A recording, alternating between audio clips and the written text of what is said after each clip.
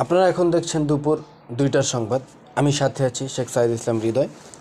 আপনারা এখন শুরু করছি রাজধানীর খবর দিয়ে। আজ রাজধানীতে সকালবেলা একটা হয়ে গেছে চাঞ্চল্যকর ঘটনা।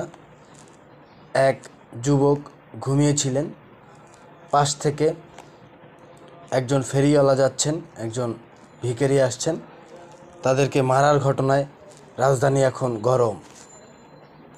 ঘটনা তদন্ত করতে গিয়ে আমাদের এই ভুয়া টিভি জানতে পারে সেই যুবক বলছেন সে ঘুমিয়েছিলেন, সেই ভিখারি সে নাকি দরজা জোরে জোরে নক করেছেন।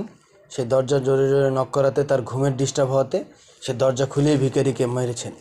এবং পাশ দিয়ে এক ফেরিওয়ালা যাচ্ছেন, এই মুরগি লাগবে মুরগি বলাতে তাকেও গিয়ে মেরেছেন এবং তার মুরগিগুলো সব রেখে দিয়েছেন। আজকে দুপুরে তাদের বাসায় আমাদের দাওয়াত, আপনারা সবাই আসবেন না, আপনারা সবাই আসলে খেতে পারবেন না। আজকের খবর এই পর্যন্ত, সঙ্গে থাকুন পরবর্তী নিউজের জন্য। ধন্যবাদ।